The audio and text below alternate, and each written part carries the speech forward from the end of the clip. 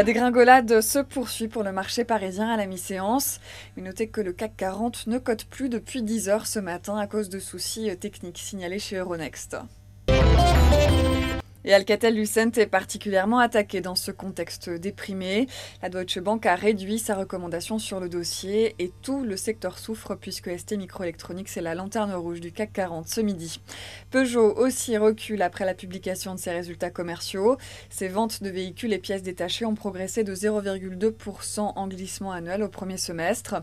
Du rouge aussi pour Alstom qui intègre un puissant consortium pour les éoliennes offshore françaises. Le groupe travaillera notamment avec EDF Énergie Nouvelle ou encore Poweo sur cet appel d'offres. Enfin, ce midi, seul Rhodia résiste faiblement sur le SBF 120.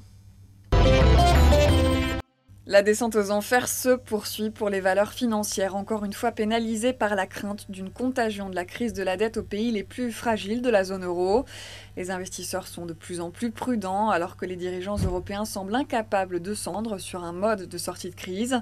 Ils ont révisé hier soir le fonds de sauvetage mis en place pour porter assistance aux États membres, mais ont repoussé leur prise de décision sur le cas d'Athènes. La rumeur évoque des rachats d'obligations grecques sur le marché secondaire, ce qui pourrait desserrer les taux concernant Athènes, mais ne réglerait pas vraiment les craintes au sujet de Rome, voire de Madrid. Ce midi, Crédit Agricole cède près de 4%, moins 2,2% pour Natixis. Voilà, c'est la fin de ce flash. Prochain rendez-vous à 18 h pour la clôture.